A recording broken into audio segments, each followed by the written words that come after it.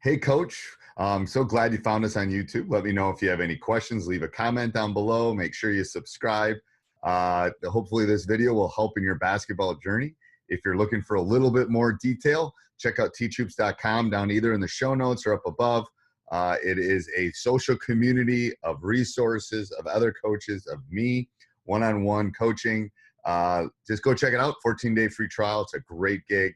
I think you'll love it. And let me know if you have any questions. Have a great day. How are you? Can you hear me? Can you hear me now? Can you hear me now? Yeah, I got you. All right, good. I'm gonna tell you the butterfly in the background. I'm hiding out in my daughter's room right now. Because it's quiet. That's good. That works. Yeah, you know what it's like. I got kids running around everywhere. I do. We got a puppy. We got a puppy a week ago. You're saying on the podcast during basketball season. I know it's not. I mean, I don't know. I mean, I don't sleep anyway, but it's actually getting me up 5-ish. So it's like, and I'm trying to stay up because she can't really hold it the whole night yet. So anyway, yeah, it's brutal. I'm also using your table, so if it looks like I'm looking down on you, it's not. That's all right. Let me. I need to grab some scratch paper too. Okay, go ahead. Shoot away. All right, a lot of X's and O's stuff. Okay. I'll keep it quick. So how do I open up that? How we were writing? Yeah, can't you share? I mean, do I have to share it with you first? I don't remember how we did that last time. I mean, I can open this up, but I don't think you can. I don't think you can control that because you were showing me stuff last time. Yeah. Well, what if you? Actually, no. I think if you exit over, I think I can press the share button. Then okay. Yeah, you have to press the share button, and then it's an open meeting, so it should work. Actually, I wonder if I can do this because try this. Can you see that? Yeah, I can. That's perfect. That's even better. Yeah, I do all my stuff on Google Drawings. I'm too cheap to. Was it Fast Draw? Fast Draw. Fast Draw is really good, though. It is really good. I'm sure it is. It's probably way quicker, but I said I'm too cheap. So. Yeah. All right. So we are. What are we? Week 1 in. We already have a game Thursday. I think last time we talked about, if you remember, not we're implementing a dribble drive type offense now. Yep. Not like the full dribble drive, just kind of the basic concepts of it. Okay. So we're learning through it here, and we scrimmage a team that once we got the advantage, where we had like a long closeout, then we were good. Then we were driving and kicking, we were getting to the rack. But my young guys had a hard time creating that disadvantage. You know what I'm saying? Right. And that's what you're looking for in the dribble drive is a disadvantage. Yeah. And I have a really good sophomore point guard. It's just he's a little slow. Okay. But he's a great dribbler, makes good decisions. He just has a hard time getting past people right now. He can't turn the corner. Right. And that's all those guys. Even, oh, man, it's frustrating. They round everything off. And it's silly because I got a bunch of running backs. They just don't get putting their foot down. I know. That's why I didn't run. That's why I don't run dribble drive. It's like that's why I run read and react because if you can't attack off the dribble, you're gonna have problems against quicker teams too. Because you got to be able to turn that corner and then kind of draft behind them. And I think that I can. It's just they're 9th and 10th graders right now. Right. And that we're winning half the time. I just want to win every time. Yeah. So I have some questions. We started doing this in practice on Saturday, and it started working. Just really, really simple entries to get into it. I just want to run them past you and hear what you think about it. Yep. So, as we're crossing half court here, and I got a big guy too. Okay. Really good, like a low-level D1 football player type that can dribble. I mean, kind of do it all. Yep. So I'm bringing him up and setting almost just like a dead water kind of flat screen. Okay. Way up here. And then I got a couple 4s and 3s that can play inside. So then I'm dropping him down. This guy's coming down to the corner. And then we're just running just kind of like a little screen up here just to get movement. And then my 5 is staying up on the perimeter when we have this entry. So he's using, doesn't matter. Just get penetration either way. It's fine. And if he's going this way, then this guy will relocate. So the issue is with that 5 coming to the high post and setting the screen. Mm-hmm. Can 4 and 3 shoot threes? Yeah, I have a ton of shooters. That's one. So why are you want to get an ISO at that point? because why you clock? I like the 5 coming up, Hmm. but so if you go back to that initial set before 4 goes in, so put 2 up at the post Yeah. and put 4 back over in the corner. And as soon as 5 comes up, 5's guy is going to have to decide, can 5 roll to the basket? Yeah, right. I mean, he can roll to the Because basket. look at all that space. I mean, how do you defend that? Like, See, the only issue is that, two's defender is hanging somewhere in here. yes. So it's So just that so can't 2 turn the corner then and go to the basket? That's his. you think so, right? But then, Yeah, well, and then if 4 man's help, then you can kick for a 3, and then 3 who's in the opposite corner can just crash. the reason I guess the reason I like this a little bit is that it gives my young guy a little bit more. He can go either way, and it's fine. And if Right. and if Five's guy steps out with him, I got this actually from one of your videos, the upslow video, Yep. where he's just gonna go horizontal, Yep. and then Five can. Well, I like that. I like that. I'm not defending 5. Sure. You know what I mean? I mean, can 5 shoot threes? We got guys that are better than him. Okay. He's probably like a high 20s, low 30s. Oh, kind so of. he'll look. Okay, so he's competent. Okay, he's Yeah. competent. Then you got to defend him, because otherwise I just put a guy at the top of the key and just stop one from going anywhere. Sure. But yeah, fight over the screen. I like that entry though. I think that entry will work every time if you're worried about getting the ball in. Yeah, and the reason I like it too is because I know I'm going to get stuck with him just because he wants to play down here a little bit. Yeah. I'm going to get him up here when we enter the ball this That'll way. give you some dribble drive initial. Yeah. I mean, he is, so that 5 is, we play low level basketball, but he's like 6'4", 260, and he can just move. And he's so good coming, and then he'll just spin back. Right. And even if there's a guard on him, if they switch this, we can get it back to him. There's not a guard in our section that's going to be able to stop him from getting to the basket. Oh, then that's perfect. Then you want to isolate him high then. Right, and this will keep him out. So that's one entry. Okay. And then I just have some other simple ones. I just, like I said, kind of want to run it past you just a little bit here. How good a ball handler is 1? Well, we're still deciding. Okay, because I like that low 1-4 set you had when you started. Because if 1 can handle, then that leaves a lot of openings. I like low 1-4s. Yeah, and we did that a lot actually. We did some like where we bunched up in the corners like this, just to get movement. Where right, we had them bunched up in the corners, and then these guys just kind of set screens and come that's off. where 1's on an island. You got to make sure 1 can handle the rock. Then at that point, yeah. We have one point that's dynamic. He's my sophomore. I mean, he can shoot the ball. He can get to it. He's just in the sophomore's body. Then I have a junior who's a little bit older, probably more of like a true point guard type, more of a pass first kind of guy. So we're still figuring that out a little bit. Okay. But so then like the other entries that we were talking about, like just simple stuff just to get movement. I guess he stays down. He comes up. Just like simple dribble handoffs with the wing. And I was hoping you could help me with this. So we scrimmaged a team on Friday, bigger team. So we're 2A. The team that we scrimmaged was 3A. Okay. And they're a section contender in their section, so their whole section bigger, and they're a good team on top of it. And we had some luck, kind of dribble handoff here. Then he would come off it, and he would turn the corner, and then our big guy would sort of circle. We got some dump offs, got some kicks, but then they just started treating it like a ball screen, where they just started switching on it. Yep. So then he's got to turn back. Can he go the other way then? Fake the handoff and go back? So one fake. Oh, I see what you're saying. So as soon as they start switching it, then you got to look for the flare for 3. So 1 has the ball, I'm assuming here. Yeah, so yep. So 3's coming up for the handoff, and instead it's going to fake off the handoff and then come back, and then 1's going to give it. So then look at all that space 3 has going the other way. So as soon as they start cheating, you got to have a counter for it. So 3, you're saying 3 flares back. The 3 flares back, and then one's going to be able to give it to him. There's no help. Where's the help coming from? Right. Unless 5's man comes over, no one's going to help. So he basically is going to have that. They're going to be that's like after you're running it 2 or 3 times, and then they're switching. Sure. You fake and then you fake and you flare. Okay. Yeah. No, that's good. And then the other one that we had was we were just doing a top to top pass, and we just Dude, that's a dangerous pass. Just top to top. But problem is though, we're going to see a lot of pack this year just because we're driving. Okay. Guys in our section in our conference, they don't deny.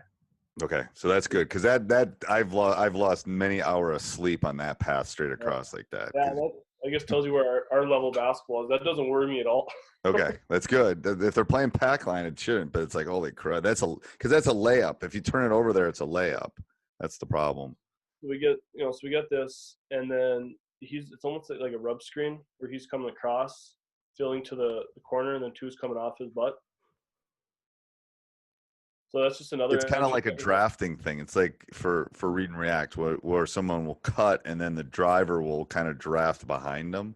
I like that. I like that move. And my guys are getting good at it. Like the first time this guy was like, because they're our old school traditional, like he's making like a basket cut and then like getting way out here. Right, and then it gets all, then you get one guy guarding three different people. Yeah. Right. So we're getting better at it, and I got a couple guys that are really good coming off of this to the basket. Right. A lot of good looks where he's coming down. You can kind of have like a three-way read here. If this guy steps in, we're kicking it out. Yeah. The post guy, and then so those are kind of three entries that we had that were just kind of when you're coming down the court and letting my point guard just decide. Right. And he's initiating everything. If he starts dribbling at this guy, we know it's a dribble handoff. If he passes it here, we know that we're with that through rub cut. And I think we're doing like a fist here to if when he gets before half court.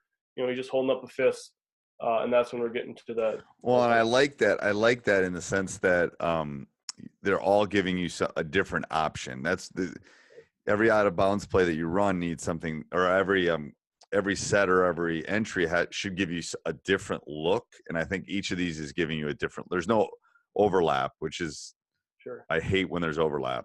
So there's really no overlap. One's pulling the 5 away. One's kind of doing a handoff. One's kind of doing a draft. They're all different, so I think that's good. And all of them help my young guys get into this rack area. Right. And then we start forcing closeouts and stuff like that. My question is, do you think 3 is good? Yeah, right now I get good at 3. Yes, okay. That's what I have in. We play Thursday, and I have 3 in. I have 3 like entries into the offense because it's like we all want It's not February. Right. So we don't have to be perfect right now. We just it's better to have those 3 in and work on the reads with them than put anything else. I won't put anything else in. All right. Unless you think you're not going to be able to enter the ball. No, I don't know. I think the problem is that we have some real testers early. Right. And they're all real aggressive man-to-man teams. Like I pray to God, I hope teams play zone against us. Oh God. So do I. It has never been that way ever. I mean, I've had so when I first took over, coming off a 3-win year the year before, and we had nobody that could shoot the ball. I mean, I stayed up late, scared to death that teams are going to play zone. Right. Now, like we're at a point now, like on inbounds, if teams are lining up in the 2-3, like I almost don't even want to take the risk of turning it over. Right. Just get the ball in and let them play zone because most guys won't switch out of it in our league. Right. Then let's just score. Right. We're gonna get a wide open shot then. Yes. All right. Then I just wanted to run a couple specials. So, and that's enough. I don't have any like specials in. I don't have any real set stuff in yet. Okay. Just because we've been trying to teach this so much. Yep. And you play on Thursday too? We play on Thursday. Yeah. Yeah. So the key is you got to have a side out of bounds. You have to have at least 1 or 2 out of bounds, maybe at 1 or 2 specials, which you're talking about, some entries, and then you're good. I mean, they're not. It's hard for me too, but my assistant coaches always remind me of this. They're in the same boat you're in. Your mind's playing tricks with you. Like I got to have all this. No, you got to have enough in to be competent at this point in the year and try to execute what you have. Whoever executes the best this time of year tends to win. Right. And we haven't talked a lot about zone stuff yet. Like I said, I'm not too worried about it, but. So here's what I do. It's like, I put in some combo Ds. I don't think we'll need them, but I put them in for the first 2 or 3 games in case we want to run a diamond. But I spent 5-10 minutes on it. And here's the kicker. If you don't think you're going to be zone, you're going to see zone, then spend 5-10 minutes in the next 3 days and say, all right, let's walk through this. Just so they don't freak out if they do it. And then when you take a timeout or a 30 and say, okay, remember when we did this in practice? Here's what we're going to do. Here's where you guys go. It's more for non-panic, to be honest with you. Like if someone's going to press you, you need to have some press breaks in. we're going to get pressured Well, I'm early. going to get to that because we got a doozy coming up next Saturday. But let me just run through a couple specials with you that I want to do here. Real Okay. simple. We're kind of built off actions that we already have.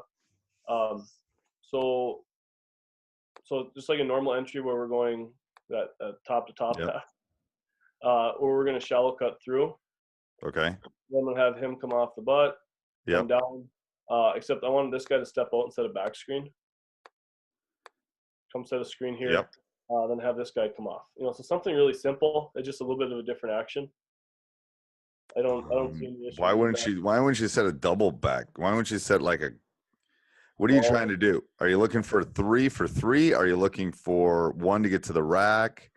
Are you looking for actually 4 to score? I think we ran it a couple times in the scrimmage, and this guy coming off this back screen, we got 2 layups off that. Okay. Okay. Just because we don't have any back screens built into our offense at all. Yep. So then that's good, because what I'm thinking is you could have a counter to this where 2 and 5 actually set a double screen and then 5 rolls to the basket as 1's going. Because if I'm worried about your 5, and I'm definitely not going to leave 3 open for wide open 3, and I got 1, I'd have 1 going to the strong hand. But so that could be a counter to just the single back screen is 2 and 5 running kind of a stagger, 4 going high, and then 1 rolling to 5 rolling to the basket. Because it gives you an ISO for 5, kind of a pick and roll for 5. It gives 3 probably maybe an open 3 with 5 like that, like staggered. I'd stagger it. All right. So then he's coming off. Yep. So I'd have 5 set the first one, because then 5's going to roll after he sets it. He's rolling. I got you. Yeah, and then that's giving, and I'd have 1 going to a strong hand, whatever way that is. But because that's so hard to defend, because 3's man doesn't know what to do. He's on an island. He's on an island. 1's going to the basket, so if they don't stop 1 can go. And if 5 is a scorer around the basket, like you say he is, they gotta help on him. So it's like, Okay. No, I see. It's a good counter. So that's this time of year. Like I like the first one, and then I like the second one, and you can call them different things. I just wouldn't overcomplicate. Like because they're giving you different looks. They're the same set, but they're giving you different looks. 1 and 3 are basically doing the exact same stuff, but the other 3 are doing something different. And 1's giving you a true back screen, and 1's giving you a double screen and a roll. So, and 1 and 3 don't have to learn anything new, because they're 3's just basically hands are out, going, give me the ball, give me the ball. Right. Okay.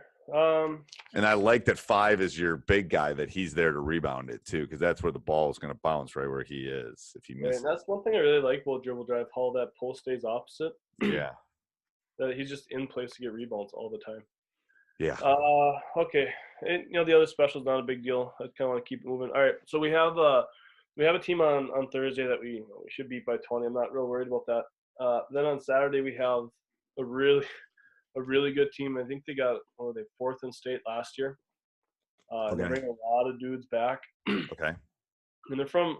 This is gonna sound funny. I don't know if it's like it in Wisconsin, but like Southern Minnesota teams just play like a different brand of basketball.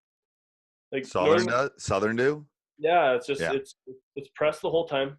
It's super aggressive zones, and then like Northern Minnesota is like Big Ten basketball circa like 1960, where it's all man. Ooh, that's pretty similar to Wisconsin too, to be honest with you. Madison and Milwaukee obviously play a much fast, and then I taught in Northern Wisconsin. It was Dick Bennett. It was the Dick Bennett influence. Yeah, it's still up there. It's a great form of basketball. And it's won a lot of state titles in Division I, but it's definitely different. You're right.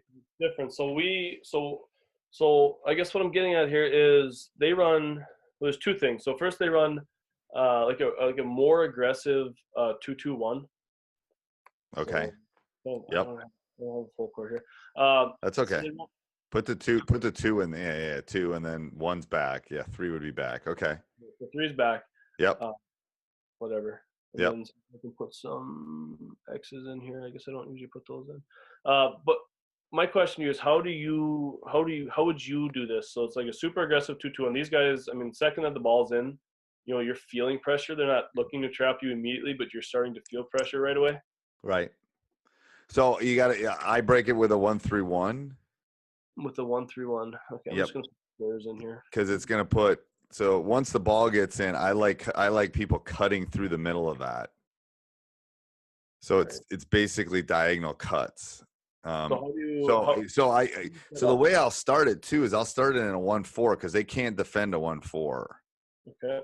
So if you do that, so where's everybody going to go then? So they're trying to push you up the sideline, right? Yep. So at that point, I'll get people diagonal cutting. So the red box by 1 would cut straight across. Then the 1 by 2 would cut into the middle. The ball goes here. Yep, ball goes here. Cut long. Yep. Who's going to take him? Right. That's a great question. Okay. Yep. And then the 1 by 2 is cutting into the middle. So are they going to they're not going to let the ball in the middle. So the one straight down is probably going to get the ball. So then we're going to diagonal cut again. So the ball goes from there to there. Then we're going to diagonal cut again in front. The diagonal cut in front's virtually impossible to defend. If that red box cuts in front of 4 is not going to let the ball go long. Saying this guy goes. Yep. So I'm always filling middle. I'm always diagonal cutting. And then this guy who's coming? That guy's filling. So then the guy that threw it in will be opposite. Then there's our 1-3-1. Okay. So the key to one like this, even though they're going to get pressure, you got to say, hey, when we got to have guys cutting to the middle and we got to have guys getting in. So, and when they cut to the middle, they got to get in and out. So once you're in the middle and you don't get it in a second, you're out. Somebody else is diagonal cutting. Yeah.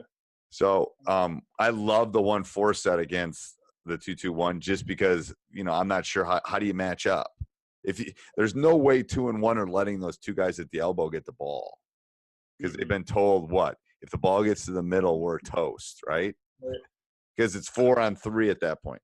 So they're going to take those away. So the wings are going to be there. Well, then how do you defend those diagonal cuts, those hard diagonal cuts in front of your face? Well, you don't because 5 and 4 have been told don't let them beat you on the other side. So they're keeping them in front of them, which is fine. Let us catch it in front of you, but I'm catching it moving. It's like those last second plays where you do those diagonal cuts. Mm-hmm. These comes here. Yeah, and then you're in a 1-3-1. And then as soon as somebody catches the ball on the sideline, the closest guy in the middle has a diagonal cut in front of them. Say it one more time. So when the ball goes in the side, the rule is somebody has a diagonal cut in front of them. Gotcha. So because then it's not defendable. The problem with it is if they get going too fast, they'll charge, they'll turn the ball. You got to practice that diagonal cut. Okay. But that against the zone press is virtually impossible to defend. Yeah, and I have 5 guys. Even my big guy can, he's somewhat capable of dribbling. Right.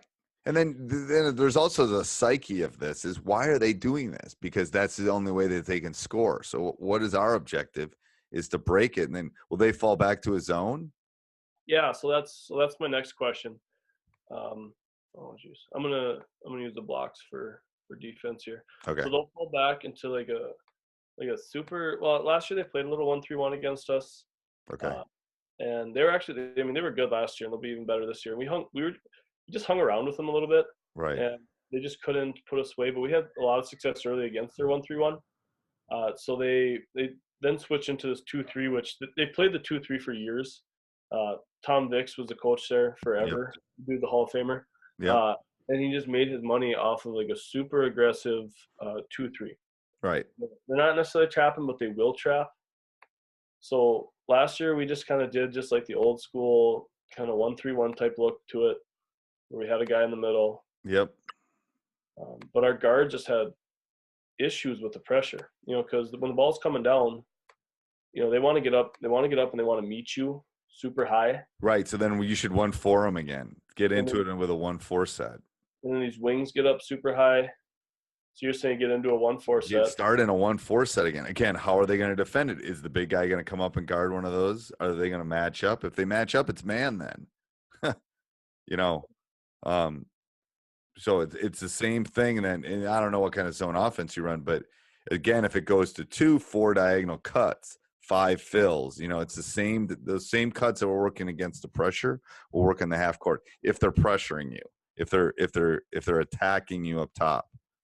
Right. So if these guys come in a little bit, we get the ball to the wing, then 5 diagonal cuts to the short corner. Or And 4, comes across. yeah, and then again, really hard to defend. Who's coming? Where's everybody going? Yeah.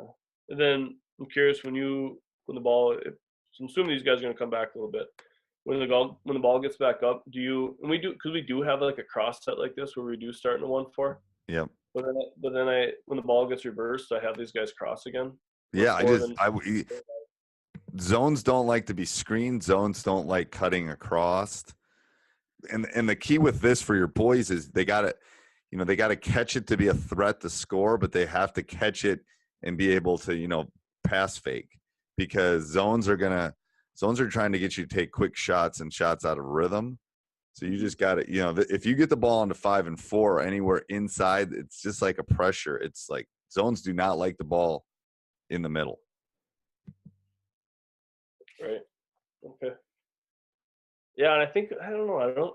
I know we tried to. Our guys got so flustered last year. I just didn't have as competent perimeter players as I do this year. Yep. So, and I would, between now and I would even do it before Thursday's game, I would put some time on the clock and say, all right, we're not delaying. We're not running a delay game, but let's feel what 45 seconds feels like. Mm-hmm. If you have a layup, take a layup, but let's feel what it feels like. And then I'd put 6 defenders out there. I'd put not 5, I'd put 6. I'd run a 2-2-2, and then just, okay, see what this feels like. You can do this. It's a psyche thing. And then put 5 guys out, and they'll feel like there's nothing. Sure. All right. Yeah, that for some reason we won't see that again all year. There's one other team that runs a 2-2-1. Right. But it's kind of like a soft 3-quarter, just kind of game tempo type thing where, they take advantage when they can, but they're really just looking to slow you down. Will you shoot these threes if they're open, if they're pressuring? Yeah. Okay. Yeah. I mean, if outside of our 5 doing work, we're going to shoot a ton of threes this year, and I'm fine with it. Yeah. I mean, if that's a strength, then you got to, yeah. Yeah. The only issue that I just have such confidence shooters where if they make 1, they're going to make 100. Right. But as most 9th and 10th graders do, if they miss 1, yes. they're going to miss 100. Yes. That's when you need a lot of bullets in your gun at that point. That's when you need, like, okay, that kid's off. I'm playing somebody else. Yeah. Which brings me to my next thing. What is your best volume shooting drill? Because I break down my practices a little bit where I have like an offensive breakdown session where we're doing a bunch of offensive drills, kind of 5 minutes, kind of rapid fire. And so we do about 3 or 4 of them. And I had one of my managers. I just picked a random kid. I said, just count how many shots this kid gets up in the next 20 minutes. Just curious, 15, 20 minutes. And the kid only shot 24 times. Ooh.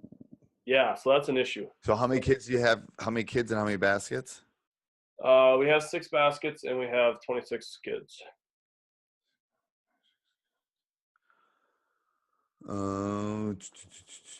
So that would be 8. We have some stuff that we do. I'm just always looking to add. There's a couple. I do my full court Tennessee drill. I think that's a good one, but that's more for moving up and down the court. Yeah, and we do that one. But that's not necessarily volume. That's more of a conditioning and moving. I would put 4 kids at a basket with 3 basketballs. Okay, have you done that one? Yeah. Those are the 2 best volume ones that I use. Mm-hmm. What do they do in pre-practice? Because we try to get a lot of shots in pre-practice. Yeah, we have a 20-minute pre-practice session where the kids. I'm still trying to figure out how a kid only took 24 shots in 20 minutes. And it was probably more like 15, but we were doing a lot of. We're still teaching like the dribble drive movements in isolation. Okay, so here's maybe what your issue is too, because it's specific strength. Like let's say your 2 guard here is a square up 3-point shooter. Then that's I would just literally get like 4 kids and all they're gonna do is shoot threes. Boom, boom, boom, boom, boom, boom, boom, boom. This is volume. Like it's muscle memory, or maybe you're doing 2 is kick into 2 dribble drives and kicks to 3. So I think you gotta break it down into little pieces, of what's their strengths and what's their weaknesses. We do like a whole series of where like we'll have line here, where he'll drive, he reads the defender, he goes back. Oh, geez. Right. The You thing know, is, the thing is, you don't get volume with that. That's yeah. You know what? The only way you get volume is you got to take an extra half hour, and all you do is shoot. All you do is shoot. You bring in, or maybe you do so like my son was in today's shooting. So it's like he needs to get volume. I need to get him 400 or 500 shots. The only way I can do that is just by himself. So maybe it's a morning thing. You got to find a niche that's not practice time, basically, to get volume up. Take these 6 kids. All right, these 6 kids were staying an extra half hour if you can do it. I don't know if you can do it with gym time, or in the morning. And you're just going to come in and we're just going to get volume. We're going to get 200 shots up because, first of all, it's a confident thing too, especially with the youngsters. You just want volume. I know I have one of them living in my house. When he shoots a lot every day, he's lights out because it's up here. He knows that he can, he'll be 3 feet behind the 3-point line. Poof. It's like shooting a layup because he's shot so many. So that's the issue is like, I hate to say it, but of those 26 kids, not 26 kids do not need volume during the season. 8 of them need volume. Yeah. So you got to figure a way. You need to figure out a political way that you can get those 8 volume with the other ones that don't necessarily need volume. We kind of do that already. Like it's just a weird where our C team is kind of the land of the misfit toys. Like it's ninth graders who aren't. 9th and 10th graders basically who aren't good enough to play JV. Right. And maybe one of those kids will at some point become a player for me. So we've done that in the past. I've somewhat felt like I'll just stick them on one basket, like all of them, all 9 or 10 of them. And then my other 15 kids will split up on the other 5. Right. And it's good to hear that because I've done that before and I feel a little bad about it. It's a PC thing, but it's a political nightmare. You definitely realize that, but you're in a unique with that many kids at a practice. It's a little different. And then what I would say with them is, hey, maybe Saturday morning, you can give them some other options. Like if you want to become a player, because you're right, there's going to be that golden nugget, that diamond in the rough out of that group that maybe might develop. But then that kind of kid will take the extra practice and the things that you're offering too, if you're offering them. Yeah. And that's what we went on Saturday, and I posed that question, and a bunch of people responded, and it was awesome. Saturday practice was great. My wife made a whole bunch of food. I know. For afterwards, and the kids really liked it. It is. There's just something to be said for it. I mean, when we treat it like a normal practice, but in the future it's going to be a lot of shooting. And then just kind of walk through some stuff. Like I would walk through this 1-4 with them. We wouldn't maybe run a little bit, but it's just going to be kind of our walk-through shooting day. Right. And what I tell the boys too, it's like, okay, so we play Thursday and then we play Saturday. We'll practice Friday. We'll have a shoot around on Saturday, and then we'll do a walkthrough. I said, and I've had kids ask, well, why are we doing a walk? I go, we're doing a walkthrough because, the most important games that you ever play are like back to back. They're in the state tournament. So we don't have time to practice, but we have time to show you things. And that's when you need to be the student of the game. So yeah, it's a great bonding. I saw the food. It's a great bonding thing. Yeah. No, my wife made like scrambled up 8 dozen eggs, made like 10 pounds of sausage. Right. And eggs are cheap. Eggs are cheap. And all that stuff is like, I'm Sunny Delight or something. Yeah. I don't know what it's like with your kids, but like for half my kids, that's probably going to be the best meal. Oh yeah. Like all weekend. Oh yeah. We offer, that's what I worry about some of our guys, because we offer breakfast and dinner at our school. Yeah. So really? They can eat all 3 meals. It's crazy. Yeah. Like I had kids like bringing bags of sausage home with them. Oh yeah. And great. All right, so we talked a little bit about last time about running like a diamond and 1 combination type defense. Yep. And so we tried it in the scrimmage. Okay. And for the first 3-4 possessions or so, it just stymied them, and they couldn't quite figure it out. But then this is what they did. So Forrest, my chaser, and they put this guy right in the middle, and then just kind of spread out like this after. Yep. And I'm thinking about it now and how stupid I was. I kept in the diamond. Yep. So then this guy is basically useless. And so they would pass the ball.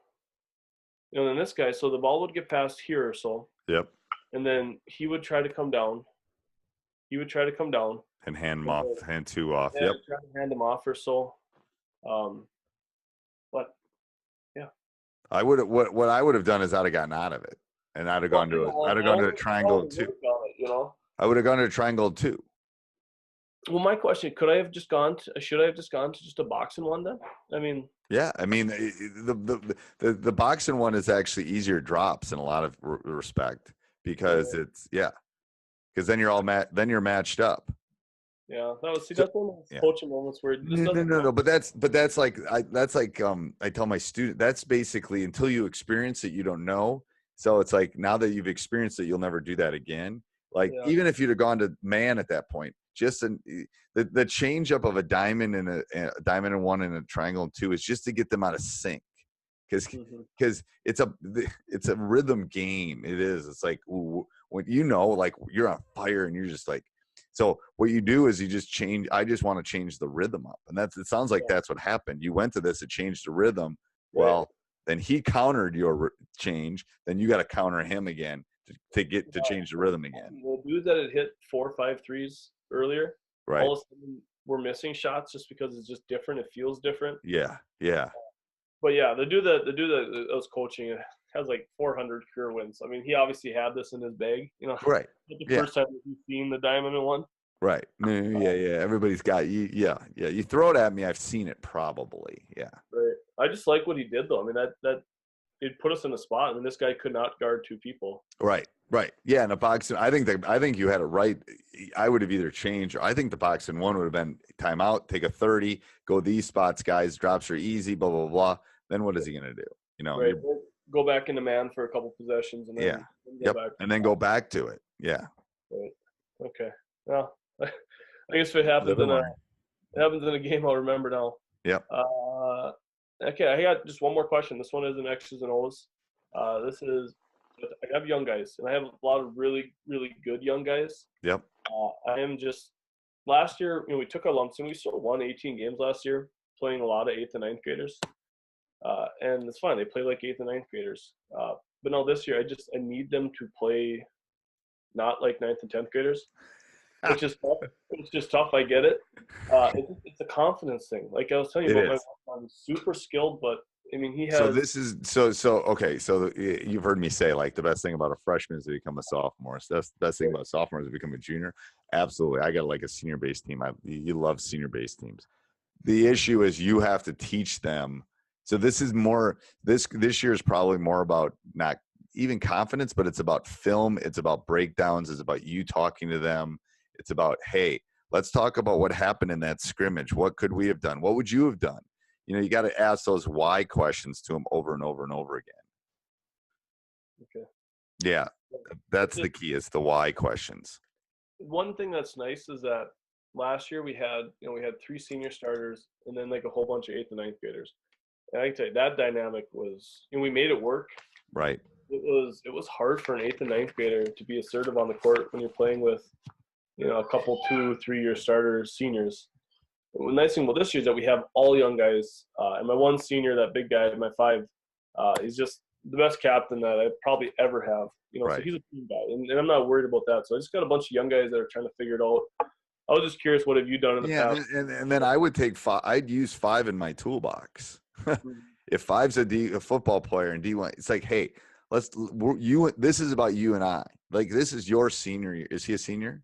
Yep. Yeah, this is your senior year. These puppies aren't having their senior year. So you and I got to do this together. We got to help them grow up fast is what I basically have done in the past. We need to teach them to grow up really, really fast. And here's how we can do that, blah, blah, blah, blah, help them communicate, help them do this. So I think that's where you got to get him as an ally. It's just so hard to be patient with that. I know. It's making adjustment. This adjustment, I can make it and it's going to work. It's going to be an everyday thing. And sometimes like with some of these guys, it's like an every drill thing. Oh, it's going to be like they're going to get in a fight with their girlfriend at lunch and it's going to be a horrible day. Yeah, trust me. Yeah, I know. And I feel like I'm a pretty positive coach to begin with. I need to be more positive now. Yes, but then you gotta play on them being teenagers too. Kind of like, you gotta play on that a little bit too. It's like, come on, guys, you can do that. You know, I'll tell you, on Saturday's practice, I stopped practice a couple times, and I didn't yell at them. I just said, "Is this our standard? Is this what you guys expect?" I like that. Yeah. And they'll just look at you and they'll go, I'm not yelling at them. I go, is this going to get us better so we can win on Thursday? Is this where we want to be? I'm just asking. And then the next half hour is really good. It's just like you got to hit a reset button sometimes. Yeah. Yeah. I like that. Is this our standard? Yeah. Is this what we talked about a week ago about what's going to take to win, you know, conference or region or sections or whatever it is? So going with, you know, building up these young guys. So turnovers plagued us last year, which we had 8th and 9th graders going against 18-year-olds, so it makes sense. But I mean, it was an issue, and we'd have some games where we turn the ball over 20 times, and it's just you can't do that and win a section championship. No. And we talked about that. I knew last year it was a little unrealistic, and we're trying to figure out ways, like even that scrimmage. I know it's a scrimmage. We had 3 days of practice, but it just felt a lot like last year, where turnovers would compound onto another turnover. Yep. So we were talking on the way back about how do we fix this? You know, we can't always. I'm a big guy. You can't say like, well, we taught him to do it this way, and then he's not doing it because obviously I'm not teaching it right. The kid wants to do it right. Something that I'm doing. Right. I need to figure out a way to get these kids to not turn the ball over. And I don't want to. I don't know. Like go to punitive. Like if a kid turns over in practice, go do some push-ups. No, I think it's a teachable thing. I can't do that with my young kids. No, it's not punitive. Punitive won't work with turnovers. You got to stop, you got to teach, and you got to explain. So it's like, oh gosh, I can remember on Saturday, it's like someone was making a pass from the top. They were trying to make the hard pass rather than the easy one. So I stopped. I said, what was wrong with that? And then they don't say anything. And if they've been around me, they know. And then we move on. It's like you gotta teach them what you want. Similar to my puppy. You're gonna go out this one door. You're gonna go out this one door to go potty when I pick you up. Blah blah blah. It's the same thing with your puppies. You gotta basically teach them. Here's why that was not a good pass. Here's what we expect. Okay, next. Goldfish. Next play, kind of thing. Right. Okay. Does that make sense? Yeah, and that's always been my strategy. Anyways, it's just. Yeah. I'm just gonna wait till the my fruit comes to bear here with these. And then guys. film sessions. Youngsters, they'll eat it up. Anything you can show them is we all learn different. So I have guys on my team that want paper. Some guys on my team want to walk through it. Some of them want to see it. You got to go through all the learning styles because, especially with puppies, my guess is they need to see it. They think they're doing things, and once they see it, they'll. Sure. Because they haven't experienced it. Like my senior point guard knows what he's done right or wrong. Yeah. I don't have to. I explain it to him. It's done. It's over. We're moving on. Mm-hmm. When he was a youngster, it was like I'd have to show him like this is it's like a old Coach K. I don't remember. I think it was Bobby Hurley used to have some anger issues when he was playing, and he never knew how he looked or how he reacted. So Coach K videotaped him and then showed him. And that's how he kind of eventually learned that that's not the way that's not the way a Duke Blue Devil plays. Well, it's the same with this. Here's my point guard doing this. This is not the pass we want to make here. Here's what we want to do, kind of thing. Right. We did incorporate your 2-clap. I think you talked about that. Yeah. Did that work? Yeah, and the kids kind of have fun with it now. They mock you. They start mocking you a little bit. To me, it means that it's sticking a little bit. It does. They'll do it, and they'll kind of look at me, and they'll kind of laugh a little bit. Right. What they don't know is I've won at that point. If they're smiling and laughing at that point, I already won. Yes. Yeah. They don't. They think they're getting the funny part of it, and they're not. Right. I know. All right. That's all I got for you, Coach. All right. See you later. Bye. All right. See ya. Hey, Coach, hope you like that video. If you're looking for more videos just like that, check out teachhoops.com up above or down below in the show notes. I do not think you'll be disappointed. One-on-one calls, office hours, you name it, it's there for you. Learn from me. Let me help you become a better coach.